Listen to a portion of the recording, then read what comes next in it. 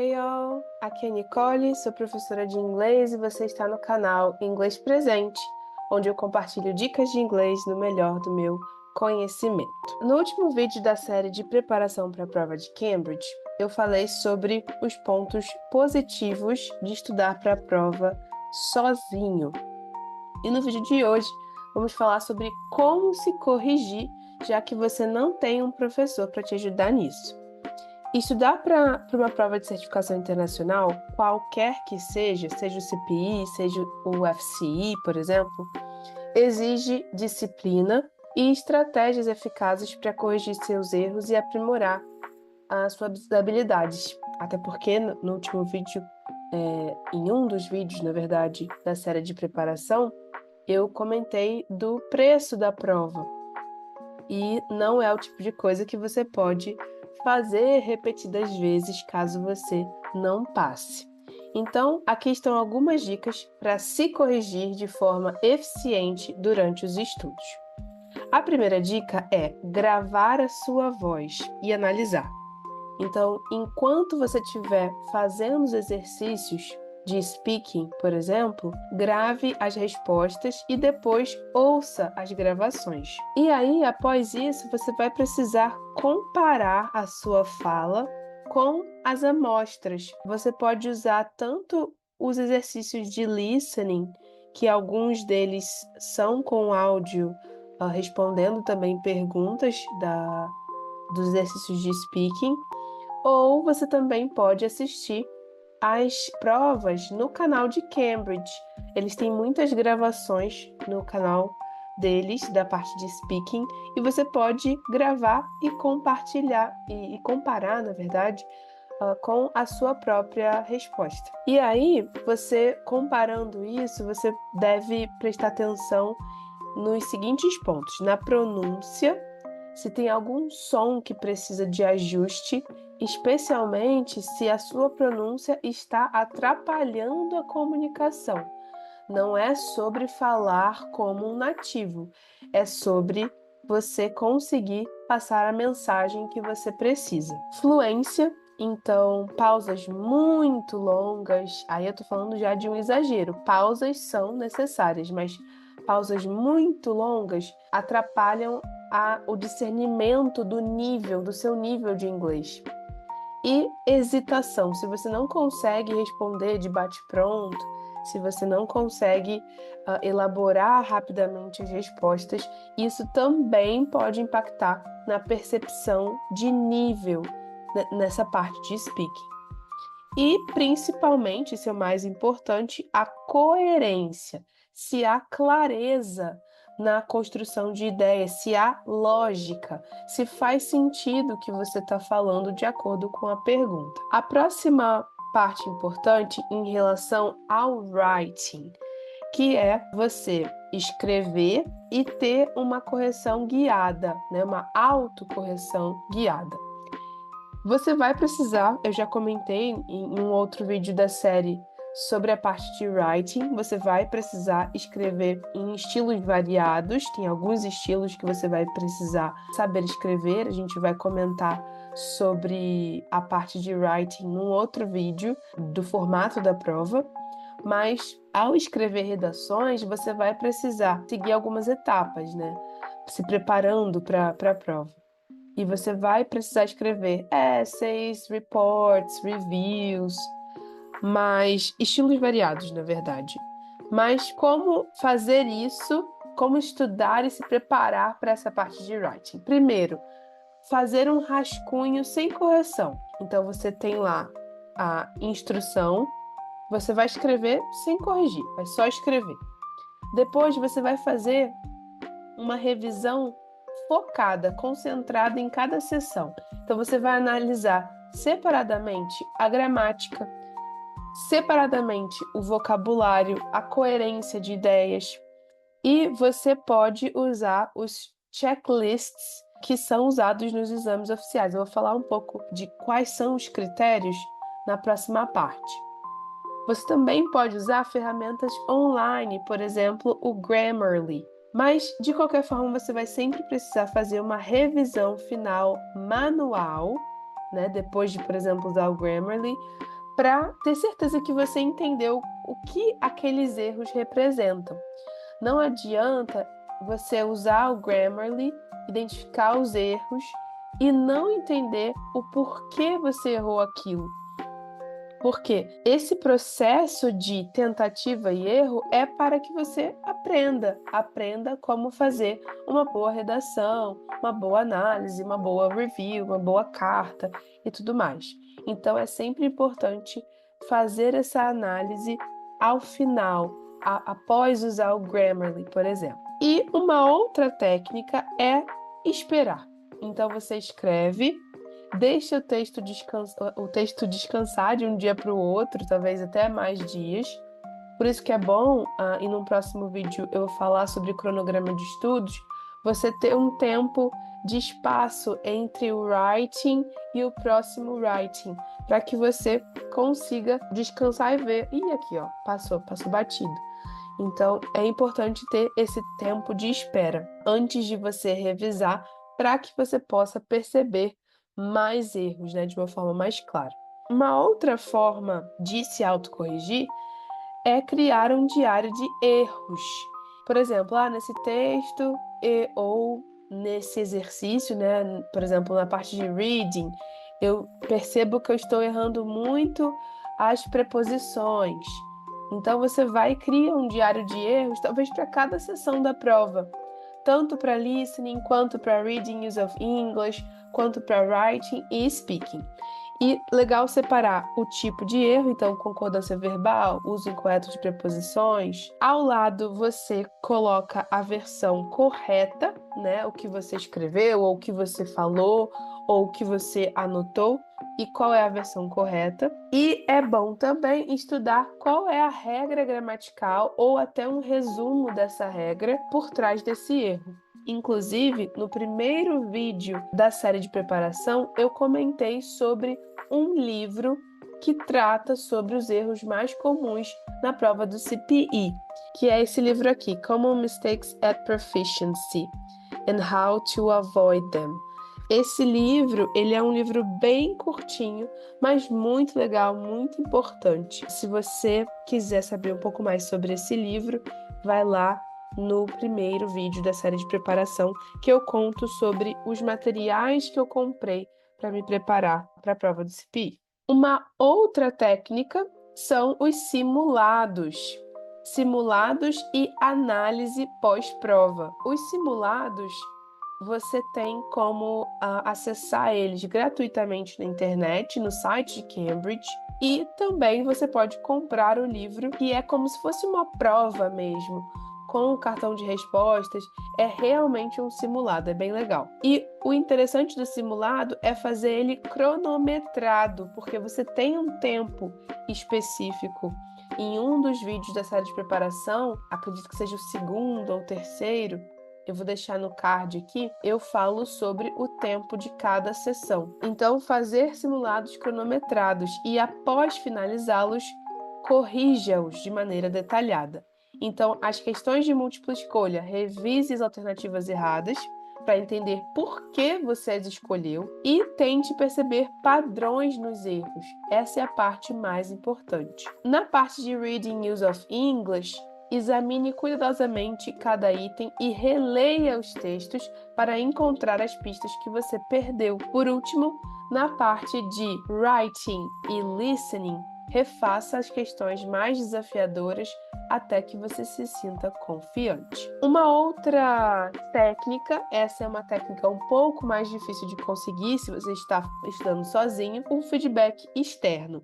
Caso você tenha uma rede de comunicação de outros alunos que também estão estudando para a prova, você pode procurar esse feedback externo de um outro aluno, mas eu diria que a forma mais segura é procurar um professor capacitado que tenha o nível C2 ou um professor que tenha o nível C1, pelo menos, tá?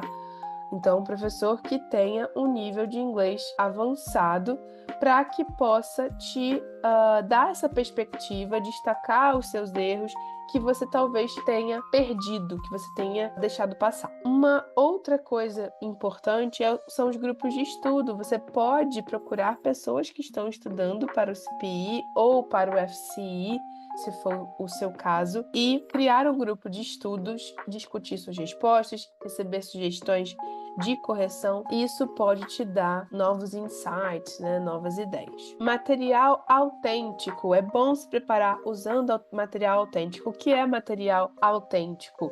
É um material que não foi pensado para alunos e estudantes de inglês. Então, artigos de jornal, por exemplo, ensaios, livros, podcasts de fontes variadas. Isso vai te ajudar a se expor a estruturas gramaticais mais complexas, ampliar o seu vocabulário e a ver o uso correto de expressões idiomáticas. Com o diário de erros, com essa análise, você vai perceber padrões nos seus erros, coisas que você está errando de forma contínua. E caso você encontre esses padrões, você vai precisar trabalhar esses exercícios especificamente. Então, focar nesse tipo de questão até dominar esse conceito. Então, se for uma questão gramatical, se for uma questão de vocabulário ou de pronúncia, ou até mesmo um exercício de writing, então, encontrar os padrões e praticar em cima desses erros. Por último, é muito importante que você seja rigoroso com você mesmo. Você deve se corrigir como se você fosse o próprio examinador. Então, para isso, é importante ter os critérios de correção do CPI ou do FCE, se for essa prova que você está se preparando, para garantir que você esteja se avaliando de acordo com os padrões que são esperados na prova. Mas quais são esses critérios de correção? Os critérios de correção do CPI, eu vou falar do CPI mesmo nesse vídeo, caso você queira um específico do FCE, deixa aqui nos comentários. Esses critérios variam de acordo com a sessão. Então, a escrita tem um critério, a parte de speaking tem outro critério. Então, vou explicar os critérios principais que são usados pelos examinadores, com ênfase no writing e no speaking, porque essa parte tem um pouco mais de subjetividade envolvida. Então, vamos lá, a parte de writing, que é a redação, né, a parte escrita do CPI, ela é avaliada com base em 4 critérios principais. Primeiro, content, que é conteúdo da mensagem. Essa parte avalia se o candidato respondeu a pergunta de forma adequada. Se os pontos abordados nessa atividade foram relevantes e completos. E se o seu texto cumpre os objetivos da tarefa. Por exemplo, se for um ensaio argumentativo, se inclui uma opinião clara, se inclui argumentos, se inclui conclusão. Então, de acordo com o tipo da prova, o tipo da tarefa, na verdade, vai ter um ponto específico. Então, se for uma carta, vão ter pontos específicos para a carta, o que é preciso ter numa carta. Se for um artigo, e assim sucessivamente. O próximo ponto é o Communicative Achievement, que analisa se o candidato usou o estilo apropriado. O registro seria a estrutura, né, gramatical, vocabulário apropriado para o público e para a tarefa.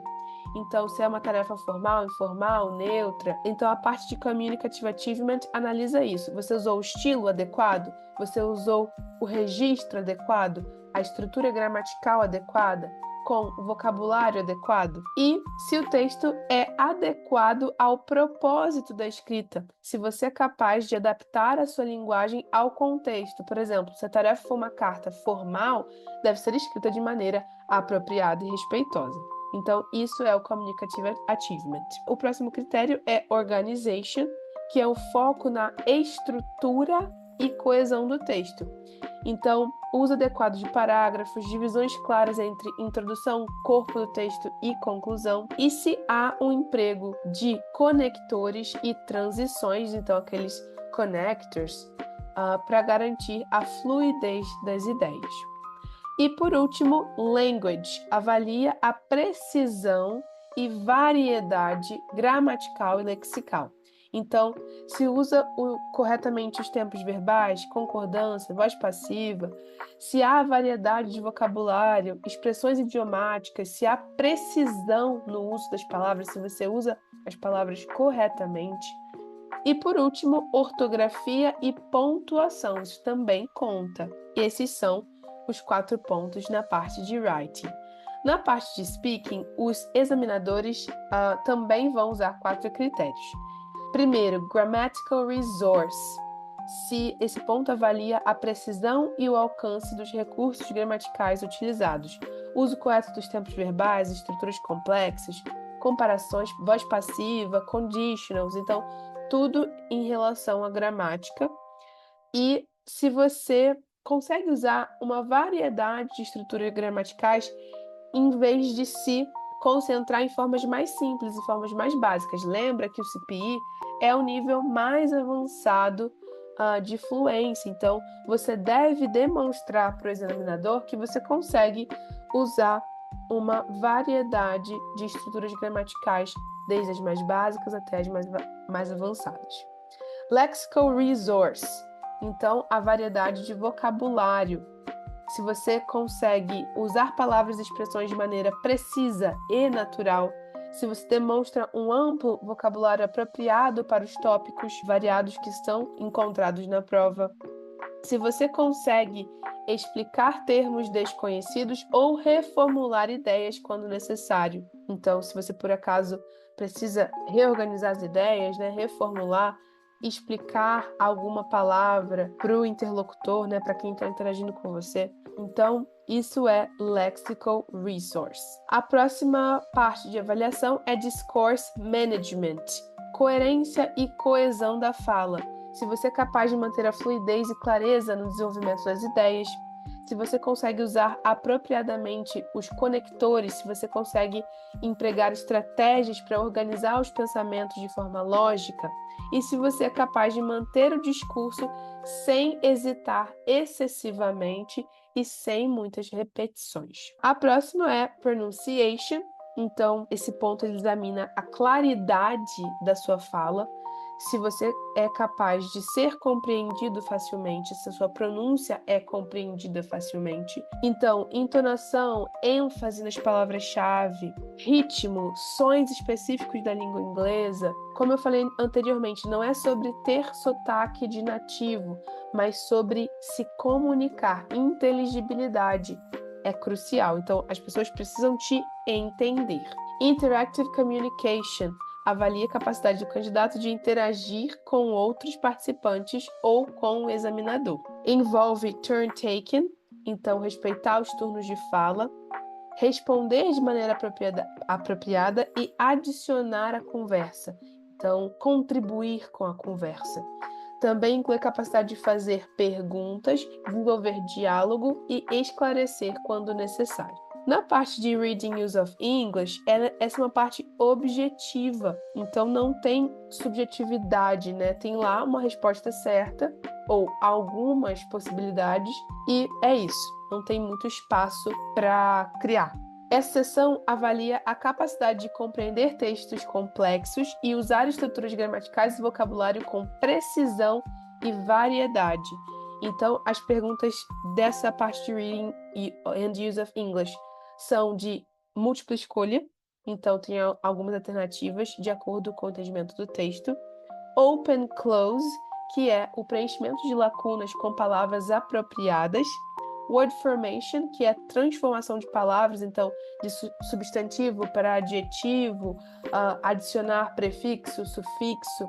Gapped Text, que é a reconstrução de textos com parágrafos faltando. Por último, Listening. Também não tem espaço para criatividade, é uma resposta e acabou. Essa parte de listening, ela avalia a sua capacidade de entender diferentes tipos de áudio autênticos em inglês com pronúncias diferentes. Então, você não vai ver só áudios com inglês americano, só com inglês britânico. Você vai ver pessoas do Canadá, da Austrália, da França falando em entrevistas, palestras, conversas informais. E o exame testa tanto a compreensão de informações explícitas, fatos, quanto de inferência, significados implícitos, intenções, tons, etc. Esses são os critérios aplicados para garantir que os candidatos não sejam apenas julgados por aspectos isolados da língua, mas sim pela efetividade geral na comunicação, incluindo precisão, adequação e flexibilidade no uso da língua inglesa em situações complexas e de alto nível. Lembrando que esses são os critérios para o CPI, que é o teste de nível mais alto. Com essas estratégias, você vai com certeza ser mais capaz de corrigir seus erros de maneira eficaz, melhorar seu desempenho e se preparar com confiança para a prova do CPI. Aproveita para se inscrever no canal e ativar o sininho, porque no próximo vídeo vamos ver como é a prova do CPI detalhadamente. Bye!